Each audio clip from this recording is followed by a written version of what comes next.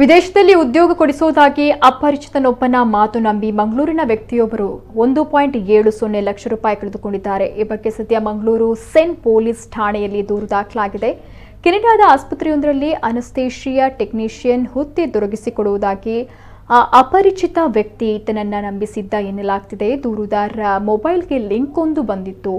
ಅದರಲ್ಲಿದ್ದ mobile number ಅನ್ನ ದೂರುದಾರರು ಸಂಪರ್ಕಿಸಿದ್ರು.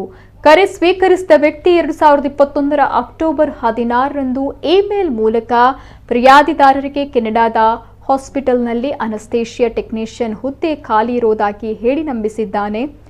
ಈ ಹಿನ್ನೆಲೆ ದೂರುದಾರರು ತಮ್ಮ ಎಲ್ಲಾ ದಾಖಲೆಗಳ ಜೆರಾಕ್ಸ್ ಪ್ರತಿಯನ್ನ ಇಮೇಲ್ ಮಾಡಿದ್ದಾರೆ. ಆ ಬಳಿಕ ಎಚ್ಆರ್ ಮ್ಯಾನೇಜರ್ ಎಂದು ಅಲೆಕ್ಸ್ ಮೆಂಜಿಸ್ ಎಂಬುವರು ವಾಟ್ಸ್ಆಪ್ ಕರೆ ಮಾಡಿ ಮಾತನಾಡಿ ಆನ್ಲೈನ್ ಇಂಟರ್ವ್ಯೂ ಮಾಡಿದ್ದಾರೆ. ಅನಂತರ ನೇದರ್ ಜಾರ್ಜ್ ಅಲೆನ್ ಎಂಬ ವ್ಯಕ್ತಿ ಕರೆ ಮಾಡಿ ಒರಿಜಿನಲ್ ಪಾಸ್ಪೋರ್ಟ್ ಕಳುಹಿಸುವಂತೆ ತಿಳಿಸಿದ್ದಾರೆ. ಅವರು ಹೇಳಿರುವ ವಿಳಾಸಕ್ಕೆ ಫಿರ್ಯಾದಿದಾರರು ತಮ್ಮ ಒರಿಜಿನಲ್ ಪಾಸ್ಪೋರ್ಟ್ ಅನ್ನ ಸ್ಪೀಡ್ ಪೋಸ್ಟ್ ಮೂಲಕ ಕಳುಹಿಸಿದ್ದಾರೆ. ಈ ಬಗ್ಗೆ ರಿಸೀವ್ಡ್ ಮೆಸೇಜ್ ಕೂಡ ಬಂದಿದೆ. ಬಳಿಕ ವಾಟ್ಸ್ಆಪ್ಗೆ ವೀಸಾ ಪ್ರತಿ ಸಹ ಬಂದಿದೆ. ಇದನ್ನ ನಂಬಿ ವಂಚಕರು ಸೂಚಿಸಿರುವ ಖಾತೆ ಸಂಖ್ಯೆಗೆ 20,000 ರೂಪಾಯಿ ಹಣ ವರ್ಗಾವಣೆ ಮಾಡಿದ್ದಾರೆ.